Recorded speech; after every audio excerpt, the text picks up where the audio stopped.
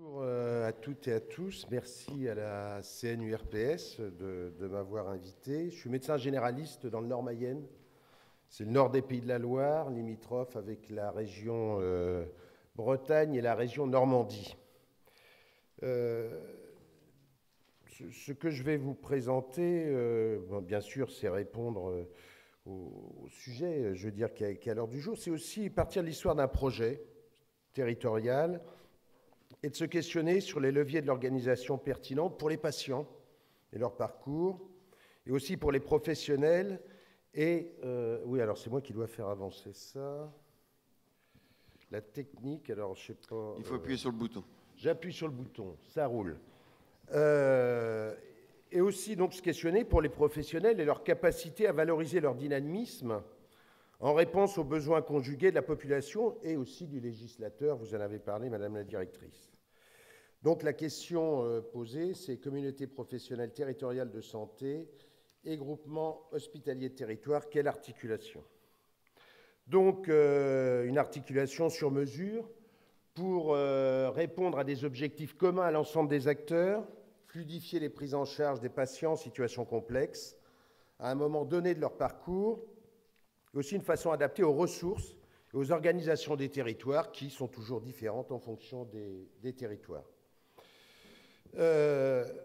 Globalement, PALEX, cette plateforme d'appui libéral à l'exercice coordonné, juste rappeler quelques termes de la loi qui sont les communautés professionnelles territoriales de santé, parce que c'est vrai qu'on se perd, les CPTS ou CTPS d'ailleurs, les ESP, les PTA.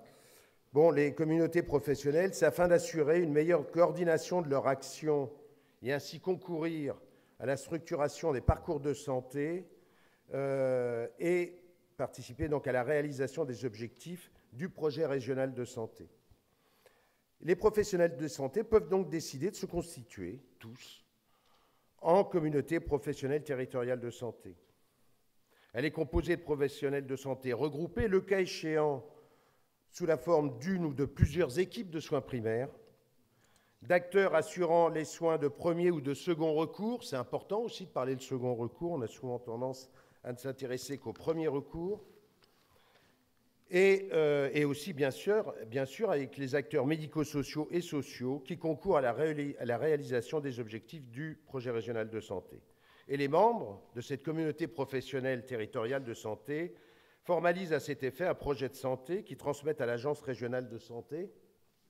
Et le projet de santé précise en particulier le territoire d'action de la communauté professionnelle territoriale de santé. Donc on voit très bien cette architecture, ces CPTS, ces équipes de soins primaires.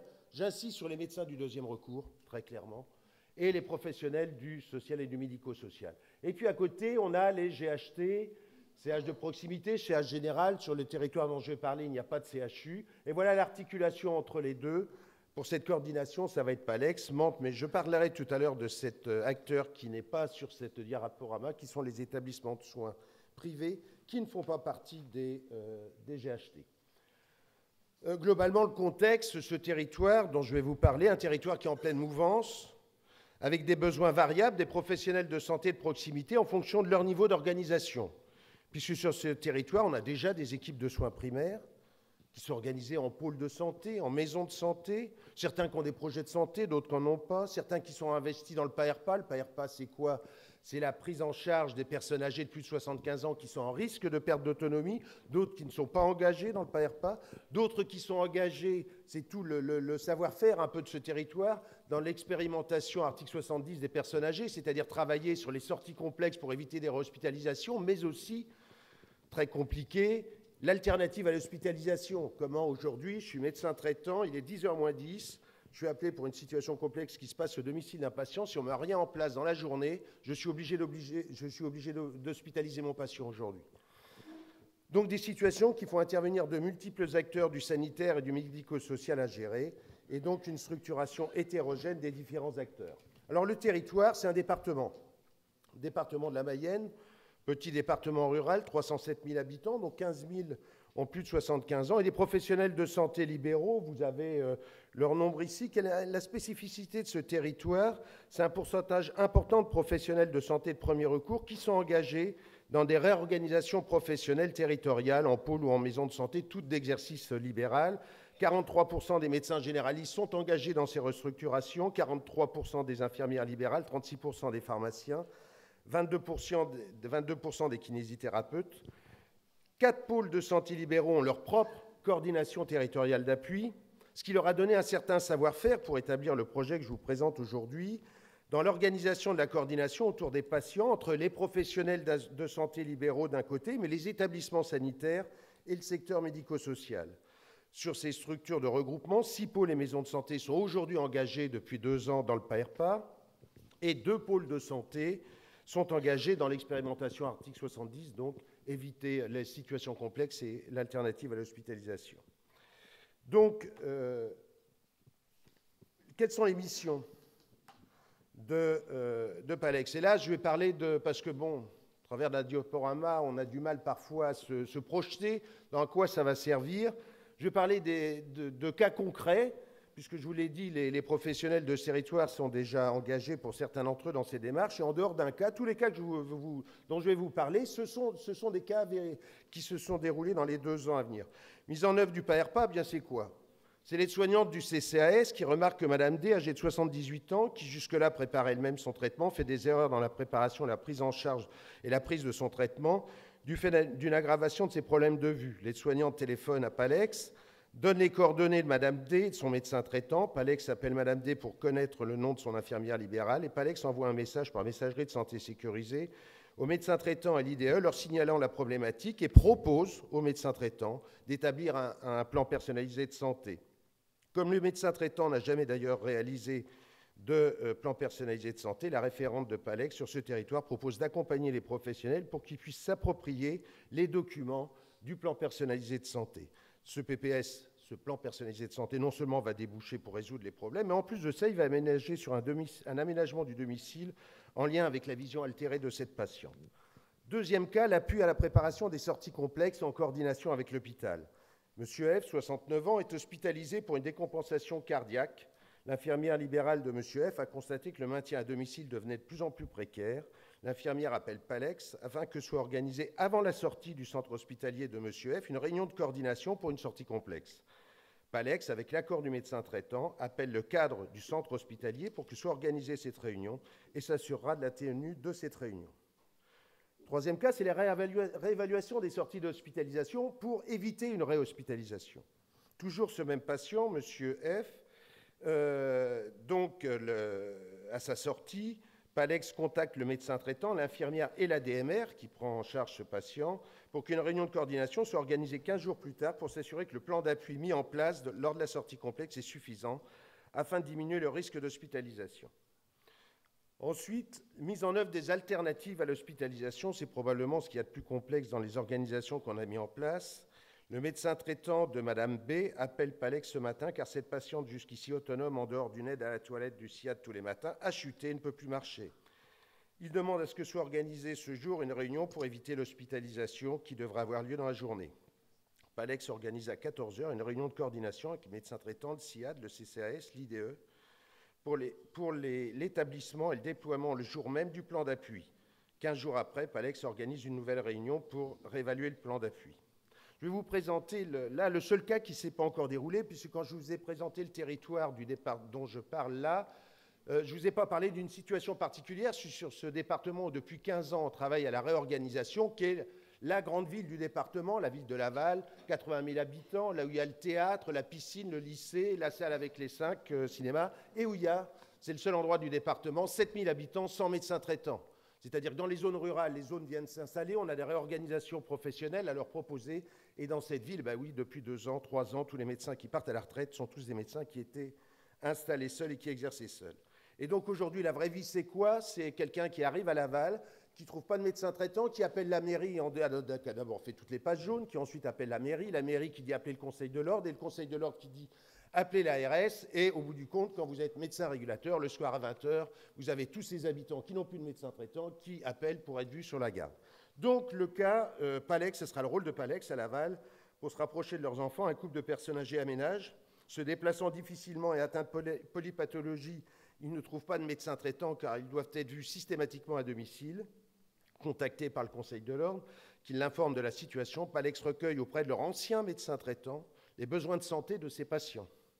Palex organise ensuite une réunion de coordination avec des professionnels volontaires, nécessaires, libéraux bien sûr, nécessaires au maintien à domicile de ce couple. Palex s'assure de la mise en œuvre du plan d'appui et propose au nouveau médecin traitant d'assurer, sur sa demande, la coordination avec d'autres professionnels si de nouveaux besoins apparaissent.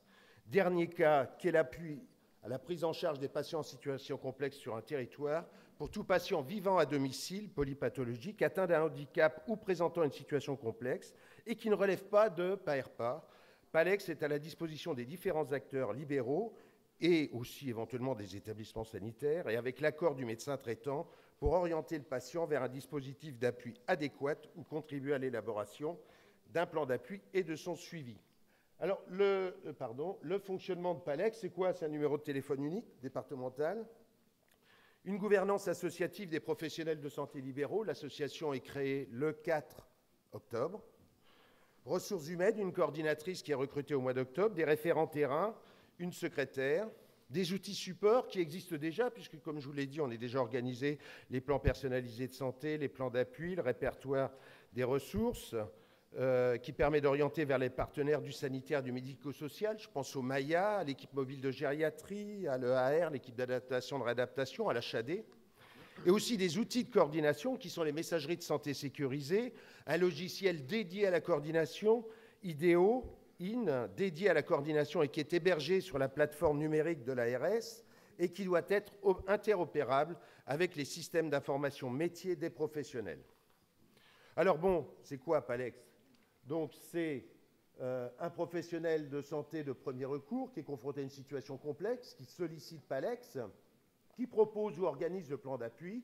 Le médecin traitant et le professionnel qui a l'initiative de la sollicitation accepte ou non le plan d'appui et recueille le consentement du patient. Et ensuite, bien sûr, on évalue l'impact du plan d'appui. Les recommandations, elles insistent sur l'organisation autour d'une structure pertinente sur le territoire. L'interlocuteur est le professionnel de premier recours, confronté à une situation qu'il juge complexe. La complexité débute à partir du moment où le professionnel de santé n'est pas en mesure de répondre avec ses seules compétences. Ainsi, le guide de la HAS sur les coordinations des parcours en septembre 2014, la DGOS en 2012, définit les situations complexes comme des situations appelant une diversité d'intervenants et auxquelles le médecin traitant ne peut répondre avec ses propres moyens. Il s'agit essentiellement des patients atteints d'affections chroniques sévères avec comorbidité et problèmes sociaux ou problèmes de dépendance surajoutée. Donc le patient n'entre pas en général en relation directe avec la plateforme, le patient reste en relation avec les professionnels habituels, il n'y a pas d'intervenant supplémentaire auprès du patient, il ne s'agit pas d'un fonctionnement type clic avec un coordinateur interlocuteur du patient, mais une structure qui reste invisible pour le patient, il n'y a pas de strate en plus, pas d'intermédiaire en plus. Et l'information circule entre la structure de coordination, le professionnel qui est confronté à la situation complexe, le médecin traitant, qui reste le référent du parcours du patient. Alors, pour mettre en œuvre le projet, il faut un financeur, c'est l'ARS. Une équipe projet, c'est 3 médecins généralistes impliqués dans ces structures, dont je fais partie, les 2 autres médecins généralistes étant le docteur Tiffaine Heurtaud et le docteur Pascal Gendry.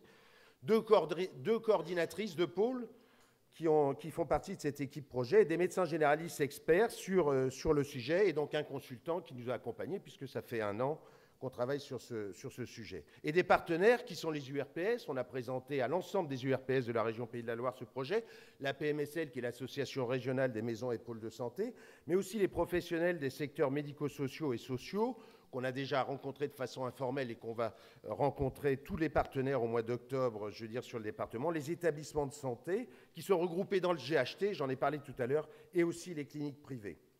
Alors, est-ce que c'est un projet reproductible? Les leviers et les freins. Les leviers, c'est un territoire où les professionnels de santé libéraux sont sensibilisés aux nécessaires réorganisations professionnelles. C'est aussi, je l'ai dit, un certain savoir-faire en termes de coordination sur ce territoire au travers des pôles de santé, des maisons de santé, toutes avec leur propre coordination territoriale d'appui, toutes libérales. Mais c'est aussi, je le dis sauf fort triste, c'est aussi la chance qu'on a dans une région aujourd'hui, mais aussi hier, avec notre ancienne directrice, c'est une région, les Pays de la Loire, on a une ARS qui fait confiance aux professionnels de santé libéraux, porteurs de projets innovants. Je le dis très clairement, parce que je sais d'autant plus que par mes responsabilités nationales, ce n'est pas le cas dans toutes les régions. Ce qui peut être considéré d'ailleurs comme un levier et un frein, c'est une première expérimentation de ce type sur une échelle territoriale qui est grande. Luc, 30 secondes. J'ai terminé. Ça tombe bien. Presque. Les freins à la mise en place d'un tel projet, oui, c'est important. C'est l'important travail pour l'élaboration du projet et sa mise en œuvre, les résistances au changement d'habitude, ça on le connaît tous, mais elles ne sont pas seulement libérales, elles sont hospitalières. Tout changement d'habitude entraîne des résistances. Et il nous faudra un système d'information répondant aux besoins ergonomiques et interopérables. Et j'ai terminé en disant qu'en filigrane, vous aurez tous compris qu'une des missions de PALEX, c'est aussi la mise en place d'une coordination entre les différents acteurs concernés par la prise en charge de ces situations complexes et du parcours de ces patients, et que cette coordination qui existe déjà aujourd'hui, mais de façon informelle, il faut qu'elle devienne plus systématique, plus partagée entre les différents acteurs et traçable. Merci. Merci beaucoup. Merci.